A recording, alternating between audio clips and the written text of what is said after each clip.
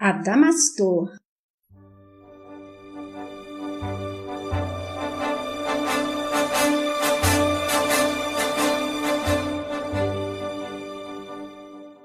Ícaro redimido.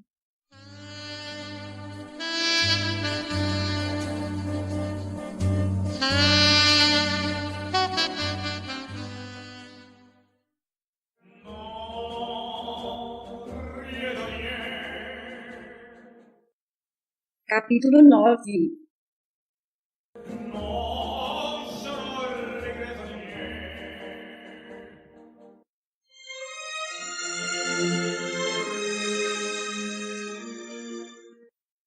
Catherine Lyotte.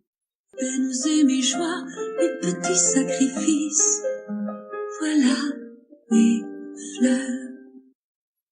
Fez-se noite e demandamos a crosta, acompanhados de Fausto. Rumávamos para a grande metrópole das terras brasileiras e seguíamos o tarefeiro do departamento de embrioterapia, encarregado de nosso auxílio. Levávamos Alberto, resguardado em envoltório protetor. Volitávamos por região de densas trevas, atravessando ligeiros, sem nos deter nas particularidades do triste caminho, repleto de angustiosas paisagens. Em breve atingimos agitado centro urbano, que ainda se acomodava nas últimas atividades do dia, e os humanos se preparavam para o repouso noturno. Seguíamos silentes e resolutos, pois Fausto sabia com precisão aonde se dirigir. Adentramos turbulenta região urbana, impregnada de intensas radiações mentais, que nos penetravam quais dardos agudos e dolorosos. Entidades vestidas de sombras se revolviam intensamente em cada dobra de rua, motivadas por aspirações humanas de baixo teor vibratório. Não havia dúvidas, estávamos em região de prostíbulos no submundo humano. Acomodavam-se homens, cansados de suas lides diárias, mas os espíritos amantes das paixões carnais despertavam para os prazeres noturnos, agitando de presságios sombrosos a aparente quietude da noite terrena. Adelaide mostrava-se assustadiça diante do ambiente nada prazível. Ofereci-lhe o apoio do meu braço, a fim de que se sentisse mais segura. Não se aflija, irmã. Nada temos a temer do lugar que adentramos, pois estamos a serviço do Cordeiro. Afiancei, procurando tranquilizá-la. Mantenha firme o seu pensamento, e sua presença nem mesmo será notada pelos espíritos vampirescos que se comprazem neste ambiente de serviços aviltantes. Estacionamos diante de um casarão, à semelhança de pequeno palacete, protegido por grades em meio à exuberante vegetação. Espíritos viciados do sexo se acomodavam, sequiosos dos prazeres da carne, acotovelando-se nos cantos escuros, denotando a triste natureza do lugar onde adentrávamos. Uma carruagem estacionava nos portões do palacete no mesmo instante em que chegávamos, deixando simpática Madonna, vestida com exuberante sedução, exalando extravagantes essências francesas, acompanhada de uma jovem de traços morenos. Aqui temos, irmãos, Catherine Lyotte, a amiga a quem vamos recorrer nesta noite, disse-nos Fausto, indicando respeitosamente a mulher madura que chegava.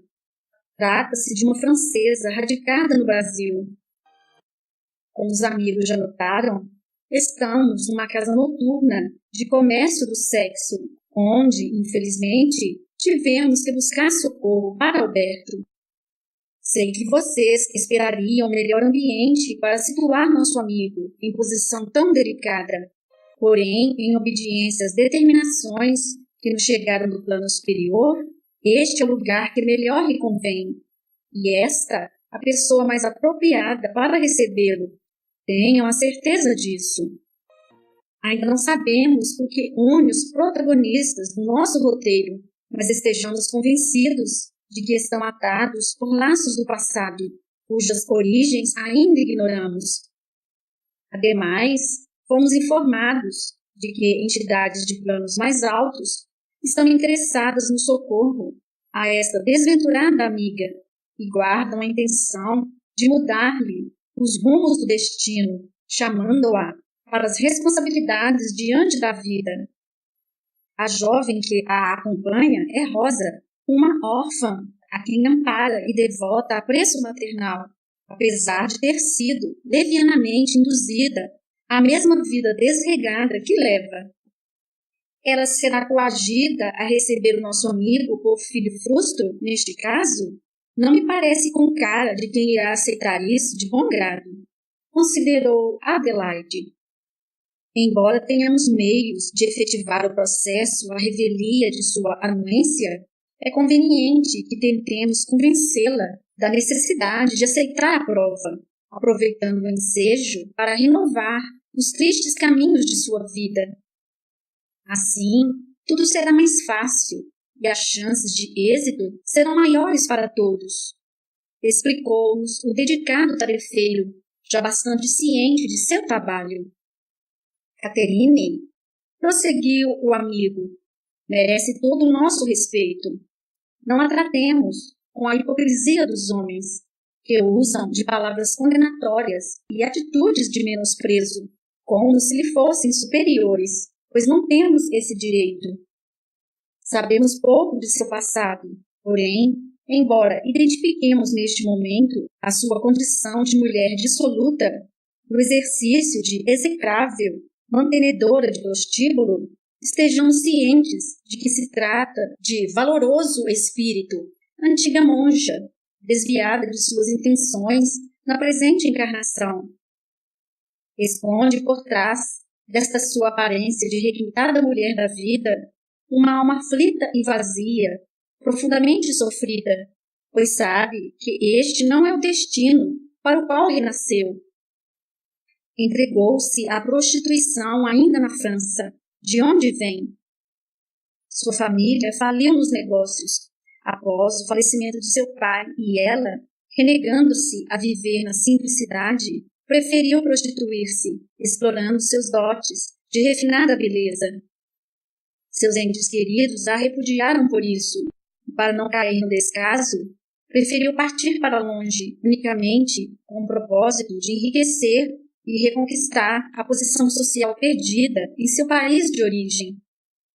E aqui já se firmou como pessoa de prestígios e dotes de conquistas fáceis, embora, naturalmente, desperte profunda aversão e inimizade nas pessoas que se consideram na posição de moralistas. Especializou-se em servir os senhores mais abastados dessa sociedade fútil e, com isso, acumula bens que lhe conferem respeitável situação econômica. É dona desta casa e arregimenta jovens para o vil comércio do sexo, as quais explora. Eis o triste cenário tecido pela nossa desventurada amiga, palco de nossos trabalhos. Mas o Senhor está conosco, do mesmo modo que está no coração dessas infelizes. Naturalmente, não podemos apoiar esse abjeto negócio, porta para profundas dores da alma, mas como já nos asseverou o mestre, não temos o direito de atirar-lhes as pedras da condenação. São apenas irmãs tréfegas, esquecidas de que são feitas de substâncias divinas, merecedoras de nossos melhores sentimentos. De imediato percebemos que o pensamento de Heitor, o amigo que nos acompanhou nas cavernas, se fazia presente em forma de ondas de reconfortante apoio, indicando-nos que liames do coração o uniam à amiga sob nossos olhos. Respeitosamente oramos em silêncio para que Jesus nos abençoasse a empreitada e algo nos permitisse realizar em seu benefício. Catherine dirigia-se aos seus aposentos, a fim de se preparar para mais uma de suas costumeiras noites. Duas entidades femininas, vestidas de sombras, aguardavam-na ansiosas na entrada do casarão, risonhas e frívolas. De imediato, percebemos tratar-se não de entidades malévolas, mas levianas, unidas pelas teias do sexo, compartilhando com nossa amiga os seus vícios carnais. A algazarra no salão que adentráramos era imensa. Espíritos envolvidos em tristes atitudes obscenas despertavam-nos profunda compaixão. Emanações pestilentas, mal cheirosas, atordoavam-nos os sentidos, exigindo-nos grande concentração a fim de não afetar o nosso trabalho. Sentíamos por Adelaide, mas ela se mostrava estar em condições de enfrentar o sórdido panorama sob nossos olhos e, além disso, precisava adestrar-se no manejo do submundo humano, se desejava mesmo servir aos que sofrem, pois este era o palco natural de nossos empreendimentos assistenciais. Ademais, aprendemos com Jesus que não são os sadios que precisam de médicos. Penetramos nos aposentos de Caterine, acompanhando-a respeitosamente. O quarto, decorado em primoroso buxoalho francês, repugnava-nos pelos tristes eflúvios da mais baixa lascívia. Na porta, um espírito de aspecto grotesco exercia a função de guarda do erótico aposento, vigiando aqueles que podiam participar do estranho conúbio de prazeres da carne, mas sua baixíssima condição vibratória o impediu de nos notar a presença. O mal tem também sua organização, disse a Adelaide, e aproveita para tirar vantagens do comércio com os homens. Entidades infelizes, cativas do sexo, esgueiravam-se por entre os móveis, ansiosas pelos prazeres que a noite prometia, felizes com a chegada daquela que pareciam idolatrar. Caterine colocou-se diante de um grande espelho, revelando sua enorme vaidade, contrafeita com as pequenas rugas que já ameaçavam se imprimir em seu rosto jovial. Aproximamos nossa destra de sua fronte para lhe ouvir melhor os pensamentos, tendo em vista que as destoantes vibrações do ambiente nos obstaculizavam percebê-los de longe. A mente lhe fervilhava. Pensava em Abelardo, o jovem que seguidamente a procurava nos últimos meses. Ele lhe despertara os desejos de mulher, há muito obscurecidos pelos vícios da sexualidade, e exigia exclusividade nas volúpias amorosas. Desejava realmente estar com ele, mas não convinha manter-lhe fidelidade, pois não podia dispensar seus endinheirados clientes.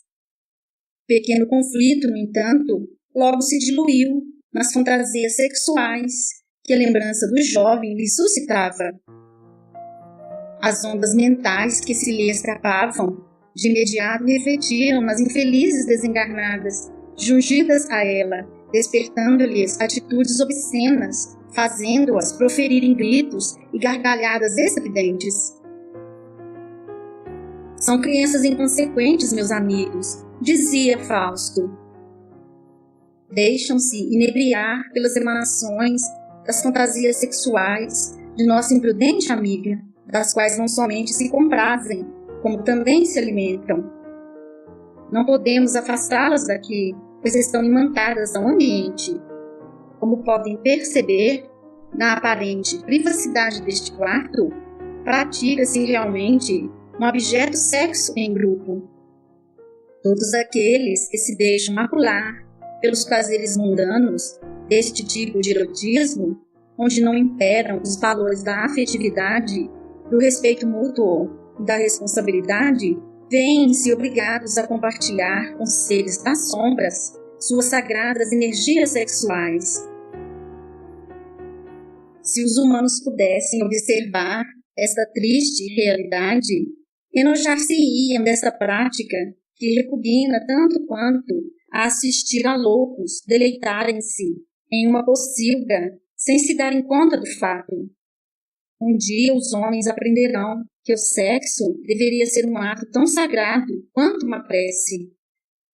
Fausto tocou carinhosamente a fronte de Catherine e lhe pediu o recolhimento das ideias em jogo, sugerindo-lhe a figura paterna a quem muito se afeiçoara. Sabia que a lembrança do genitor há muito tempo desencarnado lhe imporia salutar sentimento de culpa, chamando-lhe a atenção para as responsabilidades da vida. A irmã, imediatamente, abrindo uma das gavetas da penteadeira, pousou os dedos sobre uma foto antiga, onde se adivinhava a imagem do pai, e deixou que grossas lágrimas lhe corressem pela face, ricamente maquiada, suplicando mentalmente pelo perdão. Energias de profunda amargura lhe surgiram nos centros cerebrais da emotividade em direção à região cardíaca. Fausto, adestrado no manejo das forças vitais, desviou a corrente, concentrando-a em uma das têmporas de nossa irmã. Notamos que, de imediato, aí se iniciava um processo de dilatação das artérias temporais. No mesmo instante, Catherine levou seus dedos na referida região, sentindo que se lhe ameaçava uma de suas terríveis crises de enxaqueca. Aproveitemos o valor da enfermidade que os homens costumeiramente amaldiçoam, disse o amigo. Sentimos ter que lhe desencadear estas dores, mas lição em fazer de freio aos desgastes inconsequentes de forças que lhe roubam preciosos recursos de equilíbrio. Embora nos pareça um estranho paradoxo, a saúde precisa da doença para se realizar, pois é a única linguagem a que o homem terreno sabe obedecer, ignorante ainda das leis do equilíbrio que lhe regem o bem-estar orgânico. Não demorou muito e víamos a decepção na face dos espíritos obsessores, ao notarem que sua parceira de prazeres se atirava na cama, meio combalida e desalentada.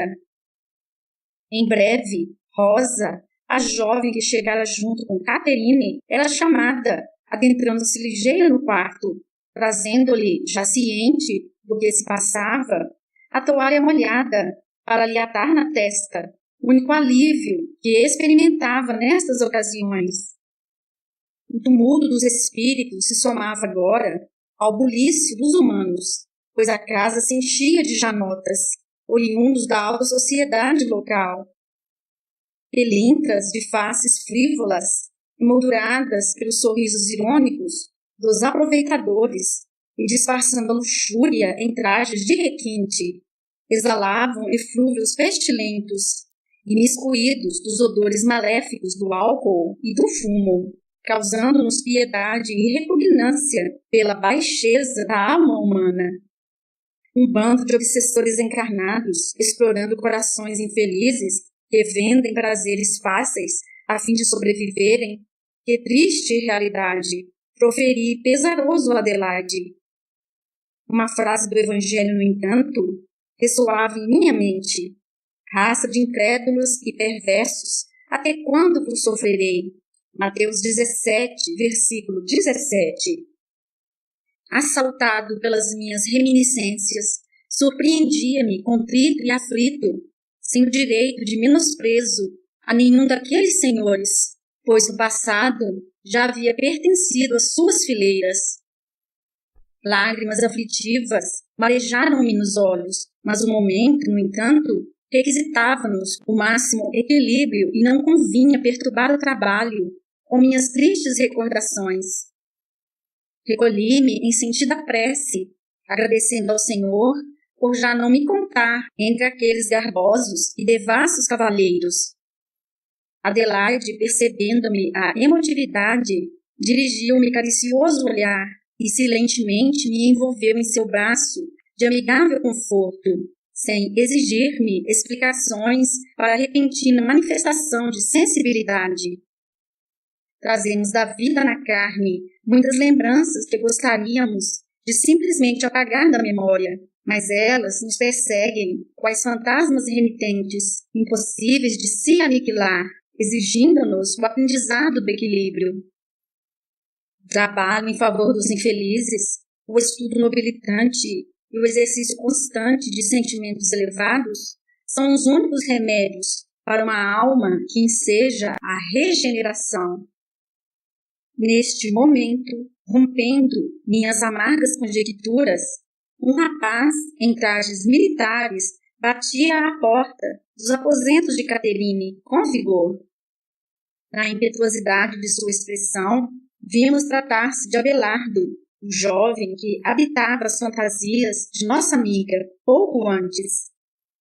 Ansiava estar com ela e exigia-lhe que atendesse os rogos de moço fogoso e apaixonado. Rosa gentilmente o afastava, explicando-lhe que Caterine estava enferma, mas ele, desconfiado, queria atestar por si mesmo, temendo que sua preferida estivesse nos braços de outro. Precisamos afastá-lo para que não nos dificulte os serviços da noite. Pedia Fausto, que continuava a operar o plano mental de Caterine, diligenciando adormecê-la. Tentava inutilmente apaziguar o companheiro imprudente, quando um robusto marinheiro, ciente do que se passava, reprimiu-o, indignado, dizendo-lhe que se acalmasse, pois Madame Catarina não era propriedade dele. Foi o que bastou para que os dois se encarassem, ameaçando-se engalfinharem em animalesca luta. Acorreram-se todos a fim de se evitar o pior, enquanto os espíritos, sedentos de emoções vis, exasperados, procuravam excitar ainda mais os ânimos, desejosos de presenciar os sabores dos embates humanos. Rosa ameaçou sair para chamar a polícia, o que acalmou Abelardo, que finalmente consentiu em se retirar, não sem antes constatar que Caterine estava realmente sozinha. Ela não tivera força sequer para levantar e acalmar a situação, apenas acenou de longe para o seu preferido, serenando-o. Sendo atendido, retirou-se o jovem, contrafeito e ofendido. Decepcionados, os espíritos levianos retornaram às motivações de seus prazeres e a casa voltou à sua rotina. Com grande alívio, agradecemos a Deus pelo bom desfecho da situação que poderia ter prejudicado nossos planos, adiando ainda mais o socorro a Alberto, já sem condições de aguardar mais tempo para o ingresso na carne. Caterine, após acessos de vômitos, sentiu esgotar suas forças físicas e finalmente adormeceu. Os obsessores, vendo que nada mais conseguiriam, deixaram-na sozinha e, sequiosos de prazeres, saíram em busca de outros repastos para seus ignóbeis regalos. Finalmente o ambiente se acomodou em um pouco de sossego e pudemos entretecer um escudo magnético em torno de seu leito, higienizando um pouco a sua envelhecida atmosfera vibracional. Desprendendo-se do corpo físico, sentia-se envolvida por eflúvios de inefável paz, jamais aspirados. Enquanto Fausto se retirava, demandando outros afazeres, operávamos no campo visual de Caterine para que ela pudesse nos perceber e entretivesse conosco algum diálogo. Ao divisar-nos, prostrou-se de joelhos, acreditando-nos enviados do céu. Anjos de Deus, não me mandem para o inferno, dizia em choro veemente, revelando sua consciência profundamente ferida pelos exaltados sentimentos de culpa.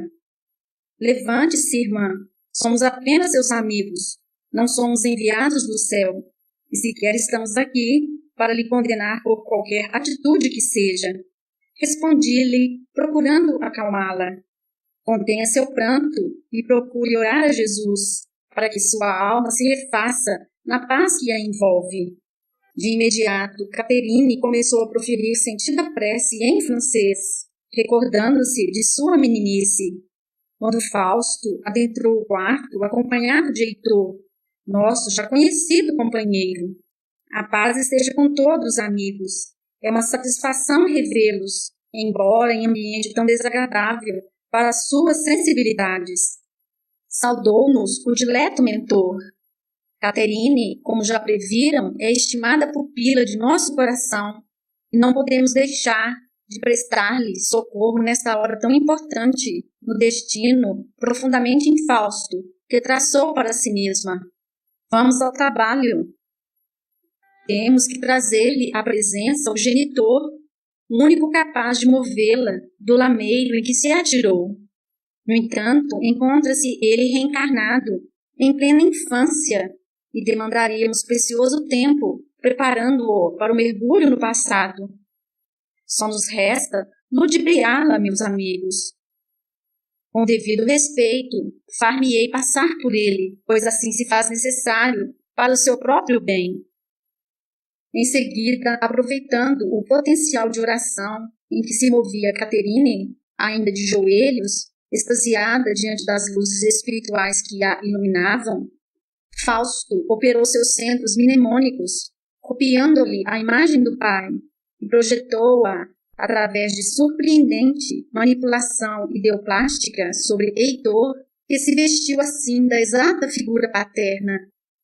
Vendo-se diante do querido pai, estirou-se em pranto convulso, suplicando por perdão, como uma criança surpreendida em condenáveis peraltices.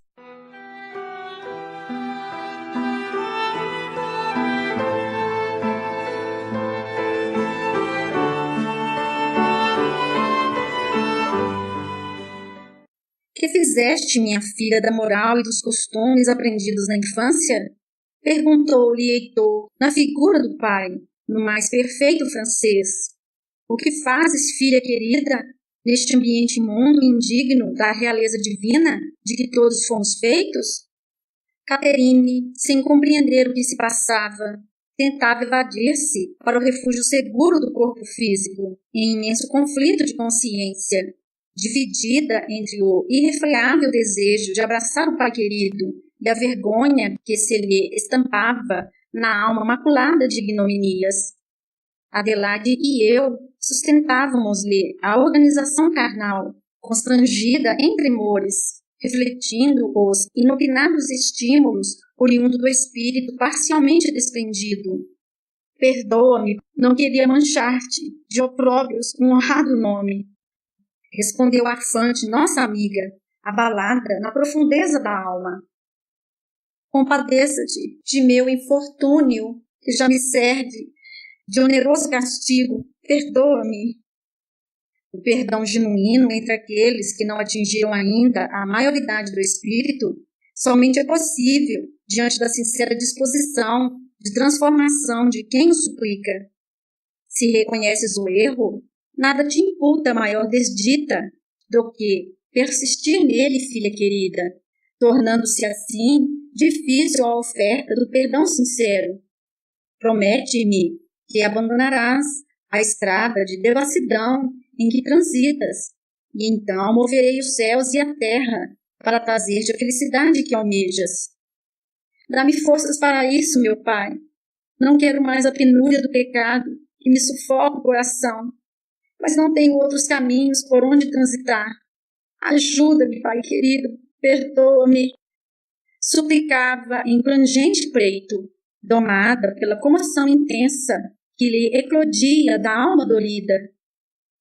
Há um meio de desvencilhar-te do atoleiro em que te chafurdas, minha querida. Vês os espíritos amigos que te amparam neste momento?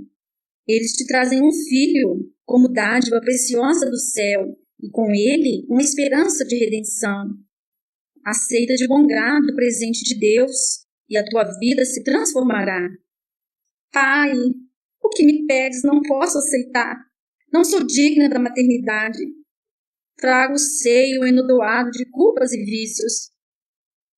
Teu empenho sincero na reforma íntima e a dedicação ao bem serão o bastante para te incendiar de luzes, purificando-te as modas do pecado, filha. Abre o coração e aceita. Apenas isso te pedimos. Nesse momento, Fausto ofereceu-lhe formoso bebê, entretecido em linhas de forças ideoplásticas cópia viva e perfeita, com a finalidade precípua, não de ludibriá-la, mas para que se sedimentassem em sua ofuscada mente o realismo do ato, como se fazia necessário.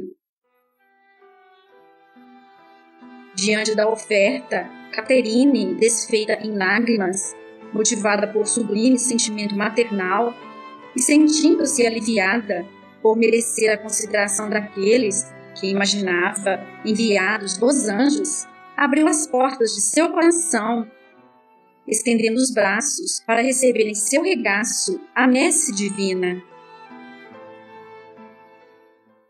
Conduzimos-la ao corpo físico, a fim de permitir-lhe recuperar-se das intensas emoções vividas e pudesse guardar reminiscências claras dos momentos vividos. Despertando, lastimava, entre comovidos soluços, sentindo ainda a presença do filho no colo e a figura do pai querido, reais e vívidos na memória. Após breve intervalo, em que lhe permitimos sedimentar os ensinamentos recebidos, lhe induzimos de novo o sono reparador, a fim de encerrarmos a tarefa. Fausto, por meio de delicadas operações magnéticas, fixava Alberto, miniaturizado em encistamento perispiritual, na cavidade uterina de nossa amiga, onde permaneceria, ambientando-se nas energias maternas, à espera do primeiro óvulo fecundado em processo de nidação, que é o processo de fixação do óvulo fecundado no útero. Terminamos por hora nossa tarefa, amigos. Podemos partir, disse Heitor. Agradeçamos a Jesus a proveitosa noite de trabalho. Temos a esperança de que nossa irmã encontre a sua redenção, mediante o processo doloroso que a espera. Sabemos o quanto lhe custará não somente mudar de vida, mas ainda viver a frustração do filho que não virá. Estejamos, no entanto, felizes, confiantes e cientes de que a sabedoria da vida opera o espírito através da dor, alavanca indispensável ao nosso progresso rumo à angelitude. E quanto ao pai, não precisamos da sua anuência no processo? Interrogou Adelaide.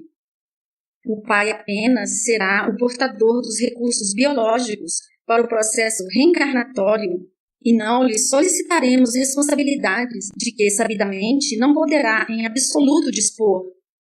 Uma prostituta grávida dificilmente terá o reconhecimento da paternidade no mundo de nossos dias, minha amiga. Não nos iludamos. As sábias leis da vida, no entanto, registrarão o dolo e o cobrarão de seu protagonista no momento devido. Estejamos cientes disso. Respondeu Heitor com criterioso bom senso. Tampouco precisaremos estar presentes para a eleição da carga genética mais conveniente ao nosso amigo em trânsito na carne? Insistia Adelaide, com fito de se educar na ciência da assistência espiritual. Neste caso, o processo irá decorrer de suas próprias leis de atração, pois nosso Alberto não precisará contar com um organismo aprimorado para dar cumprimento às finalidades de sua reencarnação.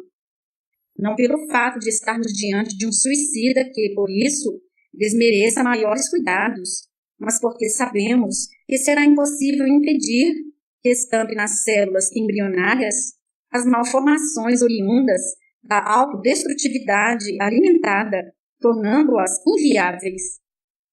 Infelizmente foi o que semeou o nosso amigo, e será o que irá colher, esclareceu Heitor prestimoso para o aprendizado de minha pupila.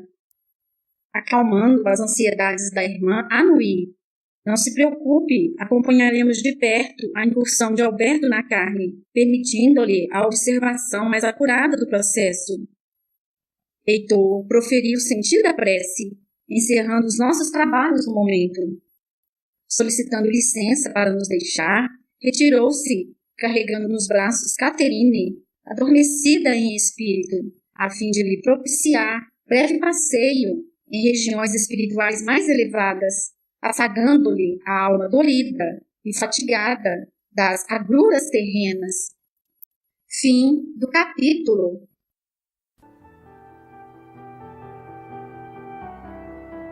E ele lhes propôs esta parábola, dizendo: Que homem dentre vós, tendo 100 ovelhas e perdendo uma delas, não deixe no deserto as 99 e vai após a perdida, até que venha a achá-la?